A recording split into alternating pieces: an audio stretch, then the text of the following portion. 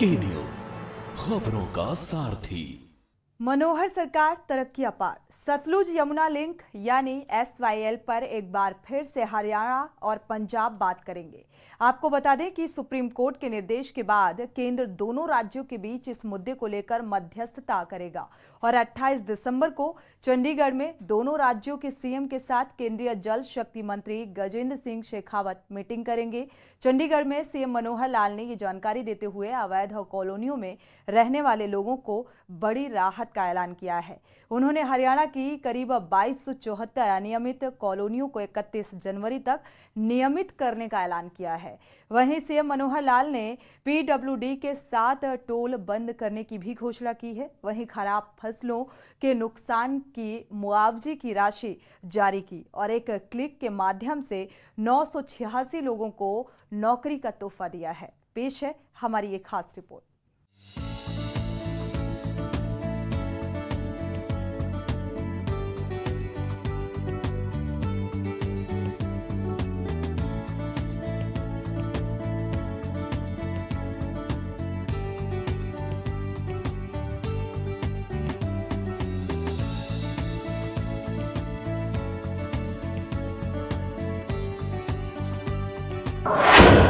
CM Manohar Lal ने किए बड़े ऐलान। 28 दिसंबर को SYL को लेकर होगी बैठक। पंजाब के सीएम भगवंत मान के साथ SYL मुद्दे पर होगी चर्चा। PWD के 8 टोल बंद करने की घोषणा।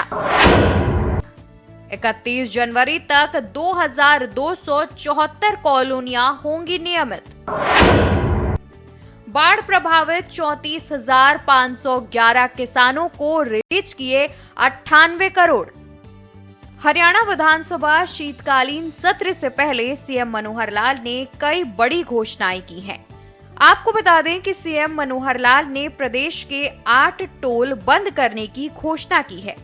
इसके साथ ही सीएम ने जानकारी दी कि 28 दिसंबर को जल शक्ति मंत्री के साथ चंडीगढ़ में SYL को लेकर बैठक बुलाई गई है, जिसमें पंजाब के मुख्यमंत्री के अलावा तमाम आला अधिकारी मौजूद रहेंगे। ये टोल प्लाजा होंगे बंद। पेहवा पटियाला रोड कोड़क के पास हाईवे नंबर 9 पर टोल प्लाजा होगा बंद। होडल नूह रोड पर पटौदी के पास 3 टोल होंगे बंद। रायनारा बहादुरगढ़ रोड पर 2 टोल होंगे बंद। पुन्हाना जोरहेड़ा रोड राजस्थान बॉर्डर पर गांव सुनहेड़ा के पास वाला टोल बंद होगा। होडल नूह पटौदी पटौदा रोड पर जाटौली के पास टोल बंद होगा।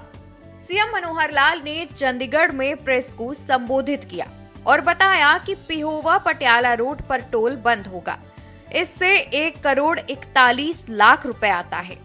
होडल नूह पटौदी रोड पर 3 टोल बंद होंगे। 7 से 22 करोड़ 48 लाख रुपए की वसूली होती है। 210 कॉलोनियां वैध की गई। वहीं मुख्यमंत्री मनोहर लाल ने बताया कि प्रदेश में कुल 2274 अनधिकृत कॉलोनी है। 1672 ऑथराइज्ड कॉलोनियों को पहले ऑथराइज्ड किया जा चुका है। अब 210 कॉलोनियां वैध की जा रही हैं। 13 जिलों के ये कुल 210 कॉलोनीज को नियमित किया जा रहा है और जो शेष बची हुई हैं उनका भी हम कोशिश कर रहे हैं कि 31 जनवरी तक ये सभी कॉलोनीज अनियमित कॉलोनीज को नियमित कर दिया जाए, ताकि वहां के विकास कार्य कुछ कॉलोनीज जो पहले किए थे वो शुरू हो चुके हैं और भी कॉलोनीज में जैसा जैसा नियमित होती जाएंगी वैसा वैसा उसका बजट हम रिलीज करते जाएंगे। हमने मोटे रूप से इन सब कॉलोनीज के लिए 3000 करोड़ रुपया अलग से रखा था कि इसमें जितना भी आवश्यकता होगी उतना उसमें हम लगा पाएंगे। जो कॉलोनीज नियमित होती जा रही हैं उनमें सब में यानी टाउन कंट्री प्लानिंग हो अथवा अर्बन लोकल बॉडीज हो, no dues certificate, NDC, NOC सब जारी किया जाता है ताकि लोग अपनी रजिस्ट्रेशन जो है उसमें ठीक से करा सकें। बाकियों में रोका इसलिए हुआ है ताकि सब लोग अपने अपने क्षेत्र के अंदर कोई कमी है उसको पूरा कर लें और जैसे ही सब कॉलोनीज नियमित हो जाएंगी वैसे ही वहां भी लोग NOC, NDC, क्योंकि सभी ड्यूज देंगे तो NDC मिल जाएगा और NOC स्वाभाविक नियमित होते ही वो NOC हो जाएगा। इनमें सबसे ज्यादा सिरसा जिले की हैं। बता दें कि कुल 13 जिले की कॉलोनियां वैध की गई हैं। बाकी 31 जनवरी तक की जाएंगी ताकि विकास कार्य वहां किया जाए। विकास कार्य के लिए 3000 करोड़ रखा गया है। जो कॉलोनियां ऑथराइज्ड हो गई हैं, उनका विकास कार्य शुरू कर दिया गया है। फसलों के नुकसान का मुआवजा। सीएम मनोहर लाल ने कहा कि क्षतिपूर्ति पोर्टल के तहत हमने बारिश से हुए नुकसान का पहले 5 करोड़ मुआवजा दिया था। फिलहाल फसलों के खराब का मुआवजा दिया जा रहा है। बता दें कि कपास को छोड़कर यह मुआवजा दिया जा रहा है। कपास के नुकसान का अभी आंकलन किया जा रहा है। करीब 97.93 करोड़ जारी किया जा रहा है। क्षतिपूर्ति पोर्टल पर जो हमने मुआवजे के रजिस्ट्रेशन कराई थी, खास करके जो बाढ़ आई थी, तो जो बाढ़ आई थी उस बाढ़ के समय कई प्रकार का मुआवजा ये हमने घोषणा की थी। 11 अक्टूबर 2023 को भी हमने जो 5 करोड़ 96 लाख ये मुआवजा, जिसमें पशुधन है, घर है, वाणिज्यिक संपत्तियां आदि, तो कपड़े, बर्तन, इनकी जो क्षति थी ये पहले कर चुके हैं। आज जो फसलें हैं, फसलों का जो खराबा हो गया था, उस फसलों के खराबे को कपास का छोड़कर, जो कि 23 नवंबर तक पोर्टल खुला था कपास के लिए, उसमें सब लोगों ने भर दिया है। इसमें 31 दिसंबर तक कपास का हो जाएगा। लेकिन कपास को छोड़ करके बाकी जिन्होंने दोबारा बिजाई की थी अथवा जो लॉस 25% से लेकर 100% के बीच में आकलन किया गया है, उसका 97 करोड़ और 89 लाख, लगभग 98 करोड़ रुपया इसको आज जारी करने के लिए मैं घोषणा करता हूं। अभी जो है इसको बटन के माध्यम से और सबको ऑनलाइन ये भेज दिया जाएगा और ये सबको आरटीजीएस के माध्यम से उनके खातों में और ये भेजा जा रहा है। जो ये आज 98 करोड़ भेजा है, इससे पहले 5 करोड़ रिलीज कर दिया था। शहरी क्षेत्रों के अंदर जो कमर्शियल जितने भी एस्टेब्लिशमेंट थी उनका नुकसान हुआ था, उसका सर्वे करने के बाद मोटे रूप से सर्वे हो चुका है। लेकिन अर्बन लोकल बॉडी उसको साथ साथ मैनुअली उसको देना उन्होंने जारी कर दिया है। वो भी 6 करोड़ 70 लाख रुपया बना है और कुल मिलाकर के 40 लोगों का देहांत हुआ था, उनको भी 1 करोड़ 60 लाख रुपए पहले हम दे चुके हैं। 7 लोग अभी ऐसे भी हैं जिनका सत्यापन होना भी बाकी है। कुल 47 डेथ हुई थी। तो ऐसा सब मिलाकर इस बाढ़ के कारण से 112 करोड़ 21 लाख रुपए का मुआवजा ये दिया गया है। अंबाला, फतेहाबाद, कुरुक्षेत्र जिले में 10 करोड़ से ज्यादा का मुआवजा दिया जा रहा है। अविवाहित योजना का मुख्यमंत्री ने किया ऐलान। घोषणा आपको पता है कि हमने विधुर पेंशन योजना और अविवाहित पेंशन योजना, ये 2 योजनाएं घोषणा की थी। उसका भी 1 दिसंबर 2023 से वो फाइनल होकर के और डिपार्टमेंट ने उसको रिलीज करने के लिए फाइनल कर दिया है। क्योंकि ये 1 दिसंबर 23 से इनको पेंशन मिलेगी इस महीने की, और हमेशा जो पेंशन जिस महीने की होती है वो पेड इन नेक्स्ट मंथ होती है। तो दिसंबर की जो पेंशन होगी वो 7 जनवरी को जाएगी, जनवरी की पेंशन 7 फरवरी को जाएगी।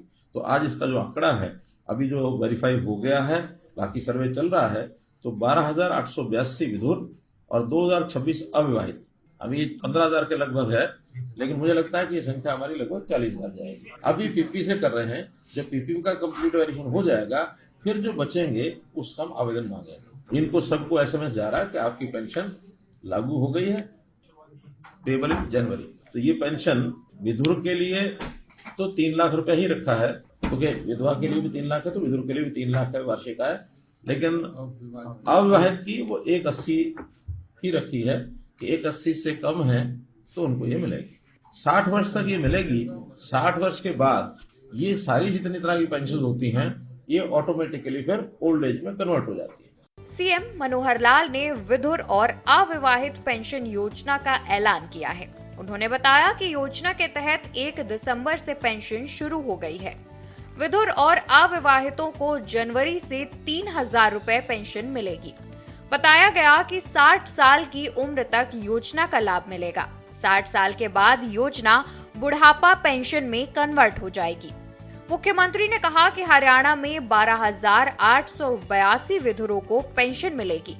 अब 2026 अविवाहित पुरुषों को पेंशन मिलने जा रही है।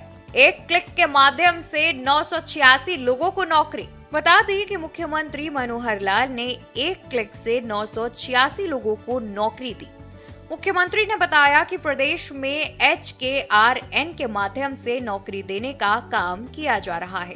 HKRN के माध्यम से जैसे लगातार भर्तियां कर रहे हैं, उसमें कुछ तो ऐसी हैं जो पहले से चले आ रहे हैं आउटसोर्सिंग पर, उनको पोर्ट किया है, और कुछ ऐसे जो नए सिरे से HKR पर नौकरियां दे रहे हैं। तो इसमें आज एक नई खेप 986 लोगों की है जिनको नौकरियां देंगे। ये जो HKRN का है, इसके पैरामीटर बनाए हुए हमने 5-6 चीजें हैं, वो जल्दी हम पैरामीटर्स पब्लिक भी कर देंगे। इसमें बड़ा एक पैरामीटर था इनकम का। अभी तक lower the income higher the rank, 1 lakh से नीचे का जो इनकम मैंने पहले रखी हुई थी वो 50 अंक, तो 150 में से केवल 1 लाख की इनकम से नीचे है 50 अंक उसको मिल जाते थे, और 1.5 लाख तक अगर इनकम होती थी तो उसको 40 अंक उसको भी मिल जाते थे। बल्कि शुरू में तो 40 और 50 जी सर, उसका 50 और 100 रखी थी अंत्योदय के लिए। हाँ, ग्रो घटा के फिर 50 का। अभी जो है नए से उसमें इनकम का थोड़ा कम करके और चीजों में बढ़ाया है, जिसमें क्वालिफिकेशन है, सेम ब्लॉक है, और जो स्पेशल कैटेगरीज हैं, विडोज हैं, दिव्यांग है, ऐसे कुछ हैं। CET का भी उसमें अंक रखे हैं कि अगर CET पास है तो उनको अलग से अंक दिए जाते हैं। तो ऐसा बहुत ही ट्रांसपेरेंट तरीके से उसका सिलेक्शन कंप्यूटराइज सॉफ्टवेयर से होता है, और जो उसमें हाईएस्ट रैंकिंग के लोग होते हैं उसको दे देते हैं।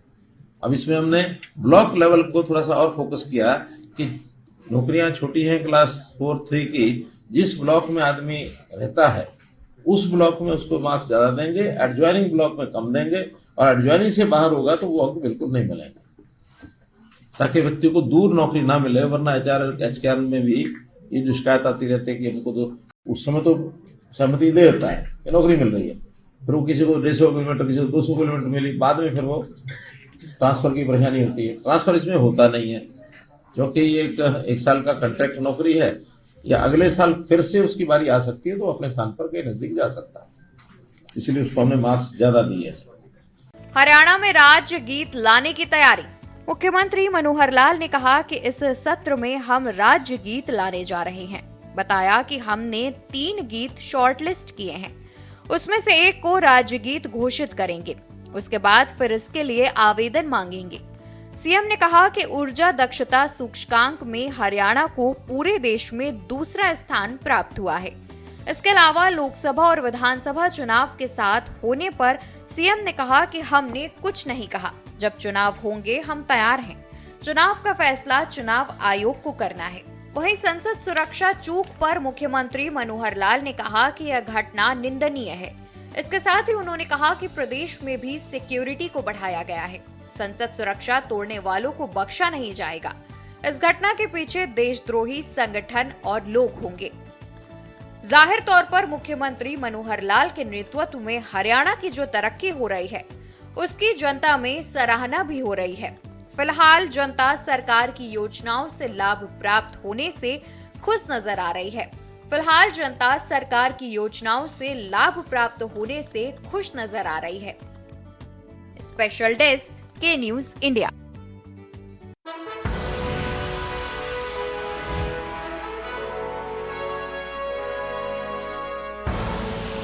आप देख रहे हैं के न्यूज खबरों।